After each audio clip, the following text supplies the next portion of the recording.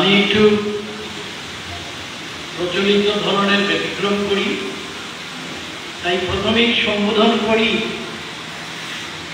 যারা আমার স্নেহভাজন সঞ্জীব দেব লস্করের এইমাত্র যে কথাগুলো বললেন সেই অনুযায়ী যারা এই প্রখর তপন তাপে তাপিত হয়েও আমাদের কথা শোনার জন্য বসে আছেন, আপনাদের ধৈর্যকে আমার নমস্কার। এবং এবার বলি প্রতিভাজন সভাপতি অধ্যাপক রাধিকারঞ্জন চক্রবর্তী, আমার অতিশয় স্নেহভাজন সঞ্জীব দেব লস্কর, তাদের সঙ্গে অনেক লেজ আছে, বলতে গেলে 2 মিনিট লাগে। এবং এই যে ছেলেটি বসে আছে, ছেলেটি বললাম বলে রাগ করবেন না যেন, তাকে ছেলে বলেই তো চিনি অনেক বছর ধরে, গৌতম প্রসাদ দত্ত। এবং তারপর বিবেকানন্দ মহন্ত এতক্ষণ বলছিলেন, তার বাদিকে বন্ধুবর অরবিন্দ পাল বিশেষণ ব্যবহার করেছে, সেই সম্পর্কে কিঞ্চিত বক্তব্য দিয়ে আমার কথা সূত্রপাত করছি। রবীন্দ্রনাথ তার ডাকঘর নাটকটা আপনারা সবাই দেখেছেন এবং পড়েছেন। সেখানে অমলের একটা সংলাপ দিয়ে শুরু করি, দোহাই পিসে মশাই তুমি আমাকে পণ্ডিত হতে বলো না। তাই আমি শ্রীমান বিবেকানন্দকে আমি বলছি, পিসে মশাই তো নয়, তো দোহাই বিবেকানন্দ তুমি আমাকে পণ্ডিত হতে বলো না। পণ্ডিত কারা? যারা সাধারণত সবকিছু খণ্ড করে দেয়। সিদ্ধার্থ চক্রবর্তীর ভাষ্য অনুযায়ী আমি খণ্ড করতে আসি। আমাদের এই আলোচনা পর্বের শুরু যখন হলো, মনে হলো যার নামের মধ্যে রাগ রাগিনী আছে, দীপক, দীপক রাগ জানেন তো, আগুন জ্বালিয়ে দেয়, তো দীপক যেন একটা সেতার শুনিয়ে গেল। কেন? কারণ যে বক্তব্যে আমরা আসতে চাই সেতারের ধুনে যা দীপক রাগে, কারণ তার ভেতরে অনেক আগুন আছে, আগুন ছিল, আগুন আছে, দীপক সেটা শুনিয়ে গেল। তারপরে এলো গৌতম, সে যেন দরবারি খানারা শরৎ, শরৎ এমনি খুব গম্ভীর ব্যাপার, আর গভীর রাত্রে যে দরবারি খানারা বাজে সে সব কিছুকে কেমন যেন করে দেয়। কারণ আমরা কোথায় দাঁড়িয়ে আছি সেটা স্মরণ করিয়ে দিতে গৌতম দরবারি খানারায় শরৎ বাজিয়েছে। এবার এলো সঞ্জীব, যে নিজেও খুব ভালো গান জানে। আপনারা সবাই জানেন তো, কে কিন্তু গান গাইতে বলবেন না এখন, তাহলে আমার কোথায় কে শুনবেন বলুন। তো সঞ্জীব যেন সারেঙ্গি বাজিয়ে গেল। সেই সারেঙ্গি কিসের? যেন কালেন্ডার, দরবারি কানাডার আশেপাশে কালেন্ডার তো বানায় ভালো। তারপর কি আমাদের কিছুটা ডাক পাঠিয়ে গেল জেগে ওঠার। তাহলে বলা যাক বিবেকানন্দ ছিল টড়ির আগে বেঁধেছে তার সুর, তার তান। আর আমি আপনাদের কোনো গৈরব হুঙ্কার দেবো না, কিন্তু যে কথাটা আজকে আমাদের সবার মনে মনে রয়েছে এবং যে কথাটা মনে করেই আমরা আজকে আমাদের করিমগঞ্জের জাতক, আমরা যাকে নিয়ে তো গর্ব করছি, সৈয়দ মুস্তফা আলী, তাকে স্মরণ করছি, যিনি কিন্তু আদপে একজন বহুরূপী মানুষ, কিন্তু আশ্চর্য মানুষ। আমরা ভালো করে দুটো ভাষাই রপ্ত করতে পারি না, না পারি মাতৃভাষা বাংলাকে, টুটো ফাটা ইংরেজি বলি, আর হিন্দি না বললে আমাদের যারা হুজুর মাইবা তারা খুব রাগ করবেন।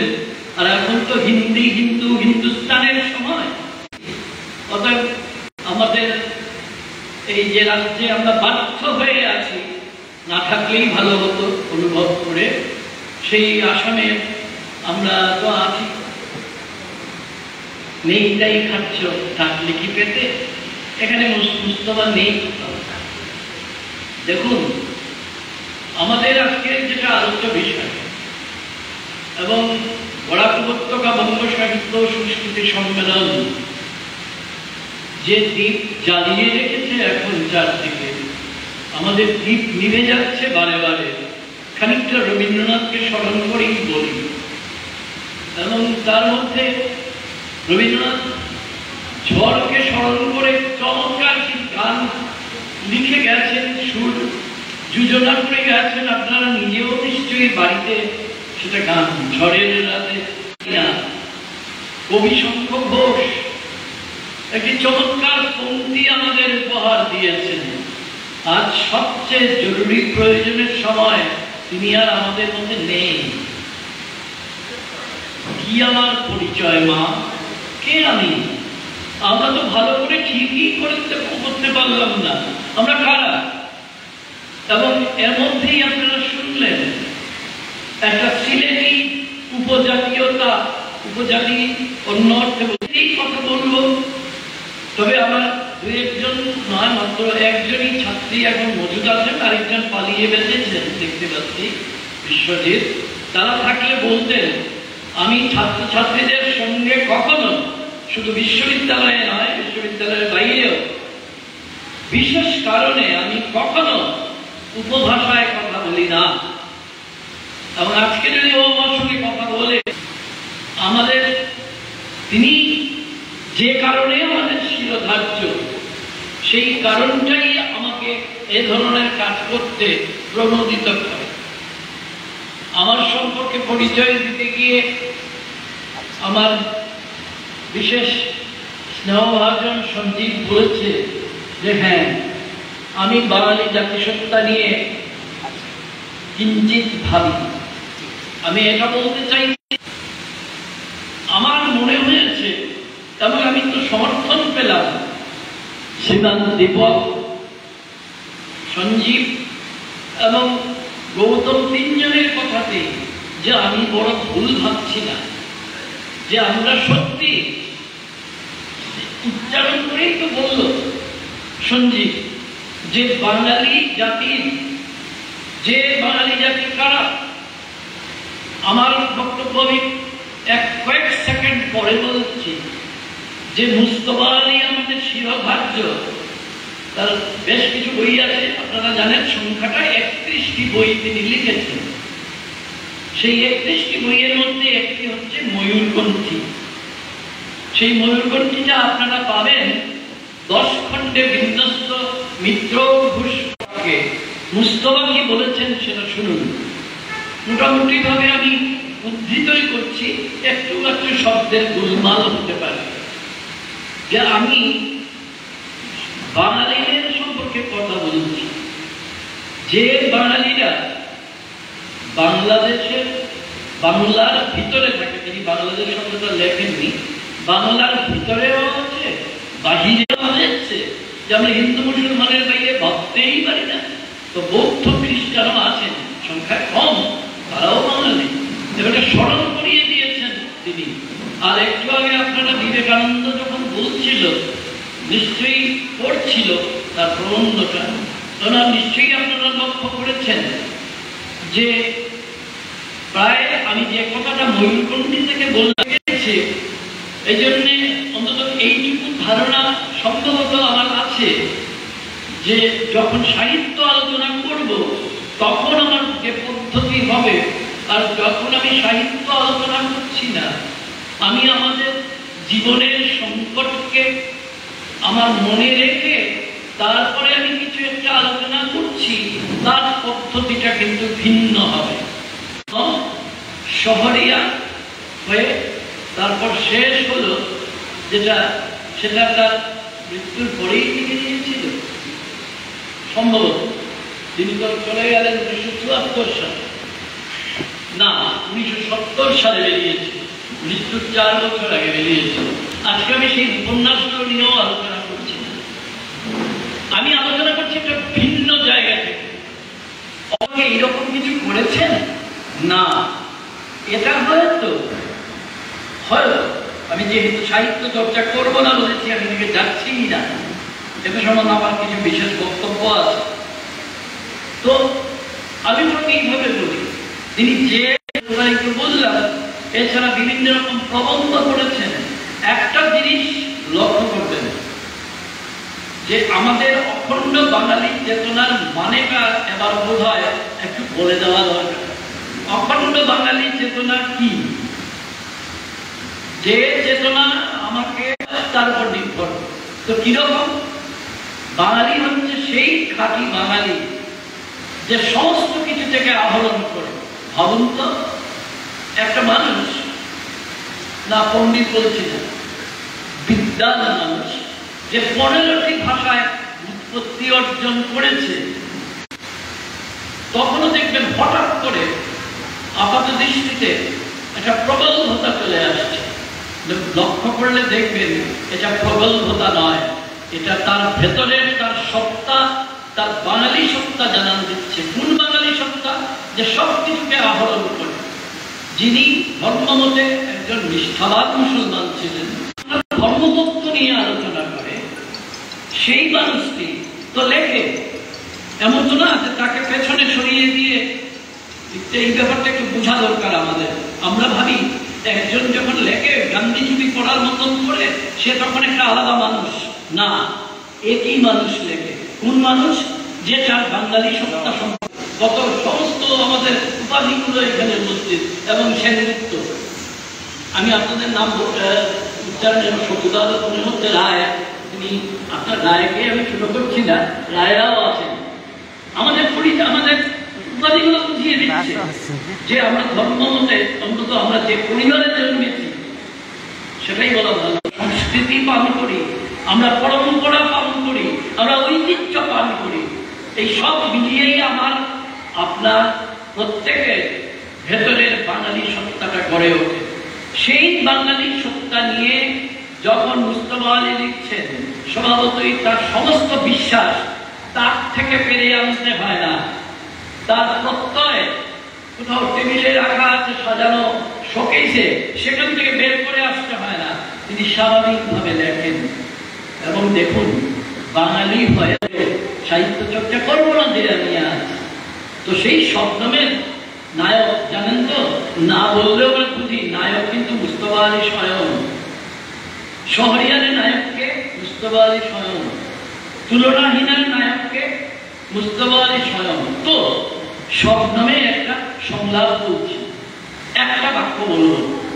আর রাত থেকে এটা তিনি ভুলেননি, কিন্তু সঙ্গে সঙ্গে তিনি এটাও ভুলেননি যে সিলেটিটা তার প্রথম পরিচয় নয়, তার মুসলমানত্বটা তার প্রথম পরিচয় নয়, তার প্রথম পরিচয় হচ্ছে তিনি বাঙালি।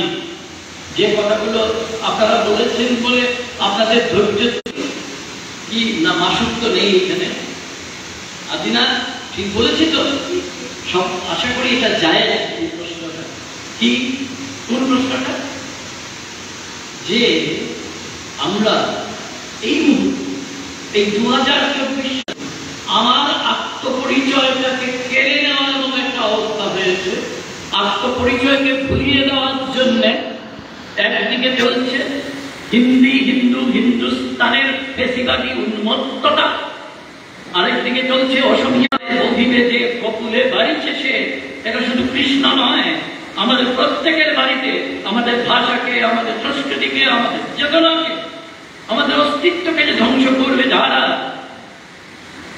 কি এদিকে খুব খারাপ কথা বলছে আমাদের উত্তর প্রজন্ম। টিভির মধ্যে তো আছেই, আপনারা সবাই জানেন, নীল বিষ ছুঁয়ে ছুঁয়ে পড়ছে। সংস্কৃতি কি যদি আমরা না জানি, তাহলে বিশল্যকরণীটা করব কোথায়? অতএব মুস্তফা কিন্তু আমাদের সংস্কৃতির বিশল্যকরণী সন্ধান দিতে মামার বাড়ির গল্প করছি।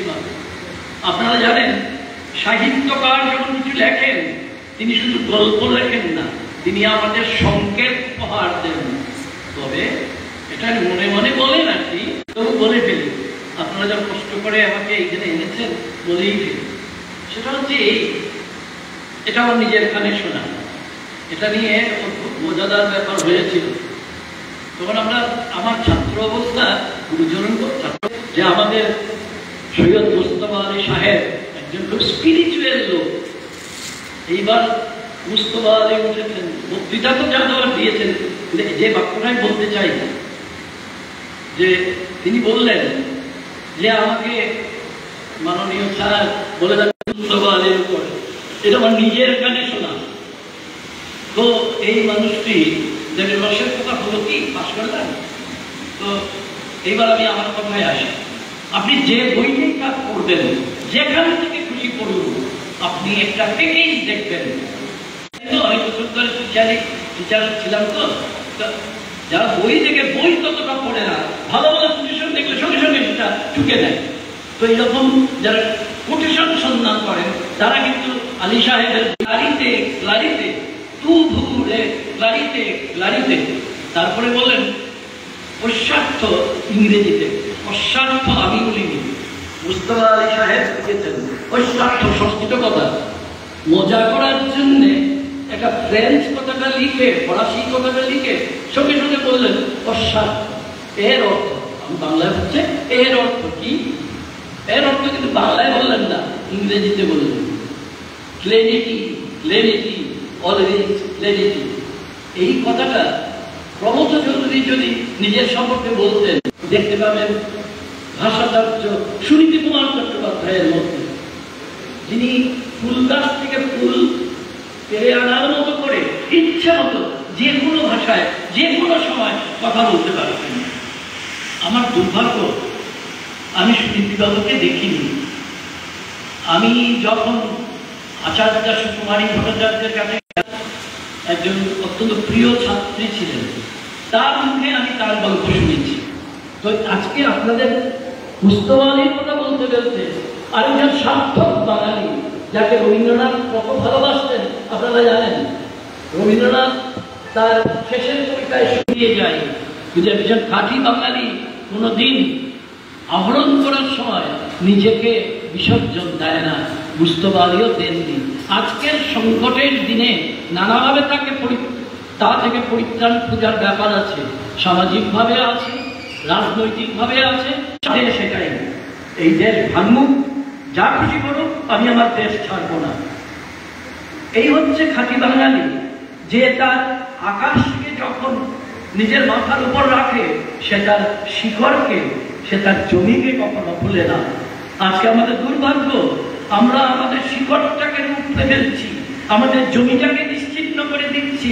তাই উপরের আকাশ নিয়ে আমরা যতই কথা বলি না কেন, যতই না কেন, কথা বলতে কি আপন অস্তিত্ব সম্পর্কে প্রাজ্ঞ একজন মানুষ, সেই প্রাজ্ঞ মানুষটিকে আপনারা এদের কাছে অনেকবার শুনেছেন, তবু ভালো কথা বারবার বলা মন্দ নয়। কি বলেন? তাকে তার ডাকনাম কি ছিল? সীতারা। সীতারা মানে নক্ষত্র। এমন সার্থক নামা নাম কম পাওয়া যায়। তাকে সীতারা থেকে সেটাকে একটু ছোট করে বলা আমাদের খুব এক লাইনে ওই ভনিতা বলে যে দিন সিতু মিয়া বনে শুনে পুণ্যবান। আমি বলতে চাইছি কোনো সাহিত্য আলোচনা করবো না বলেছি। তিনি যখন চমৎকার সব সাহিত্যের কৃতিত্বময় উপহার দিচ্ছেন আমাদের, তখনও তার ভেতরে সিতু মিয়া কিন্তু চিরকাল বেঁচেছিল। যাই করুন না কেন, যতই আকাশে ঘুরুন না কেন, যতই 15টা ভাষা মিশ্রিত জাতি, তো সেই জন্য করিনি। তো সেই মধুসূদনের কথাই আজকে স্মরণ করি। 200 বছর পূর্ণ হয়েছে কিনা তা 25 জানুয়ারি 201 হবে। সেই বিখ্যাত চতুর্দশ কলি স্বপ্নে তব কুললক্ষ্মী কয়ে দিলা পরে যারে তুই যারে ফিরি ঘরে। সবসময় একটা আহ্বান, ফিরে ঘরে ফিরে যায়। অক্কা পেয়েছিল কিন্তু তার ডানা পড়েনি, কারণ আকাশে পর্যটন করলেও বারবার দিন সিতু মিয়া ফোনে শুনে পুণ্যবান, সেই সিতু মিয়া কাছে মুস্তাফার প্রত্যাবর্তন হয়েছিল। এটাও একটা বার্তা আমাদের জন্য আছে। কিন্তু একটাই শুধু আমি বললাম, আমরা যেন আকাশ পর্যটন করতে গিয়ে নিজের কথা ভুলে না যাই। এবার একটা ভালো ভালো কথা মনে করি। এবার আমি দীপক রাগে তো পারবো না, তো দীপক রাগের কাছাকাছি যাওয়ার চেষ্টা করছি। যে কথাটা আমার কোনো দোষ নেই, আমি কিন্তু সঞ্জীবকে দেখিয়ে দেবো। কারণ সঞ্জীব বলেছে বাংলাদেশের কথা, কি ঘটেছে বাংলাদেশে। এখানে বসেই শুনছিলাম আজকে, এখানে আসার পর আমি জানতাম না, কারণ আমি টিভি দেখি না, প্রায় 1.5 বছর হলো। অন প্রিন্সিপল আমি টিভি দেখি না, টিভি সবসময় রাষ্ট্রপিতা তারা যা করেছেন তা তো কহতব্য না। যে বঙ্গবন্ধু শেখ মুজিবুর রহমানকে তারা 1000 বছরের শ্রেষ্ঠ বাঙালি বলেছিলেন, সেটা আমরা মানি কি না মানি, এটা আমি বহুবার বাংলাদেশে গেছি বলে বারবার দেখতে হয়েছিল, বিনা মন্তব্যে দেখতে হয়েছিল। সেই স্থাপত্য, ওরা তো মূর্তি বলবেন না, স্থাপত্য যখন চূর্ণ হলো, তারপরে তারা কেউ প্রায়শ্চিত্ত তো করলেন। যদি লক্ষ্য করে থাকেন, শ্রীলঙ্কায় যেটা ঘটেছিল সেটা হচ্ছে নির্ভেজাল এনার্কি, নৈরাজ্য যাকে বলে বাংলায়। নৈরাজ্য কোনো পন্থা হতে পারে না। যারা মায়ের বয়সে আছেন, যে বাংলাদেশে আমি বারবার গেছি, সবচেয়ে বেশি বোধ হয় এখানে যারা আছেন আমিই গেছি, সেই বাংলাদেশ আর কোথাও নেই। যে বাংলাদেশে, যে বগুড়ায় নানা দুর্ঘটনা ঘটল কিছুদিন আগেও, যে বগুড়ায় কিন্তু জানিয়ে রাখার জন্য 52 সালের 21শে ফেব্রুয়ারি হয়েছিল, যে বর্ণমালাকে চিরজাগ্রত চিরভাস্বর করার জন্য প্রতিজ্ঞা নিয়েছিল বলেই 69 সাল থেকে 71 সালের মধ্যে বলেন। এই কথা এমন ছিল না যেটা শেখ হাসিনা বলেছেন বলে তিনি এটাকে একটা অজুহাত করে তারপরে যা ঘটানো হলো সেটা তো ঘটানো হলো। কথা হচ্ছে ঘটনাটা বড় কথা না, সবকিছুই সংকেত হচ্ছে এটাই যে তারা নৈরাজ্য তৈরি করেছে। নৈরাজ্যতন্ত্র থেকেই কিন্তু স্বৈরতন্ত্র ফেসিবাদের আবির্ভাব হয়, কারণ গণতন্ত্রে ওদের কোনো আস্থার্থে নেই। তারা নিজেদের পরম্পরাকে ভুলে যায়, মাতৃভাষাকে ভুলে যায়, মাতৃ সংস্কৃতিকে ভুলে যায়। অস্বীকার করো না, যে পরম্পরাকে অস্বীকার করে সে ভালো বাঙালি কোনোদিনই হয় না। আর স্পষ্টভাবে উচ্চারণ করা যায়, বাঙালির কোনো হিন্দু, মুসলমান, খ্রিস্টান, বৌদ্ধ হয় না। বাঙালি শুধু বাঙালি। জাতি পরিচয় কোনো দিন ধর্ম দিয়ে হয় না, সবসময় হয় ভাষা দিয়ে। ধর্ম দিয়ে যদি হতো তাহলে পাকিস্তান থেকে বাংলাদেশের জন্ম হতো না। ধর্ম দিয়ে যদি হতো তাহলে যারা সব খ্রিস্ট ধর্মের উপাসনা করেন ইউরোপে সমস্ত দেশ এক দেশ হতো। তা তো হয়নি। ফ্রান্স আলাদা, ইংল্যান্ড আলাদা, জার্মানি আলাদা, বুলগেরিয়া আলাদা, সুইজারল্যান্ড আলাদা, স্পেন আলাদা, পর্তুগাল। তাহলে সেটা মধ্যযুগের ব্যাপার হতো। আমরা কেউ মধ্যযুগে নেই, আমরা আধুনিক যুগ। আর এইসব পণ্ডিতরা বলে তো সেটা হচ্ছে যে দেখো, যে আসল কথা হচ্ছে এখন তো আধুনিক উত্তর কাল, পোস্ট মডার্ন কাল, এরকম নানা গুলমালের মধ্যে আমরা ঢুকছি না, দরকার নেই। আমরা শুধু বৃদ্ধি করে সেই নৈরাজ্যের ক্ষেত্র। সাধু সাবধান, নৈরাজ্যের ক্ষেত্র কিন্তু নিঃশব্দে আমাদের খুব কাছাকাছি প্রস্তুত হচ্ছে। এখনই যদি আমরা জেগে না উঠি তাহলে পরে কালকে দোষ দিয়ে কোনো লাভ হবে না। আজকে তাকে সম্মান জানাবো, অভিবাদন জানাবো, বলবো যে হ্যাঁ, দিন তুমি প্রতিজ্ঞা করছি, আপনার পথ থেকে আমরা বিচ্যুত হব না। আপনার পথ অখণ্ড বাঙালি জাতীয়তা বোধের পথ। সেই জাতীয়তা বোধের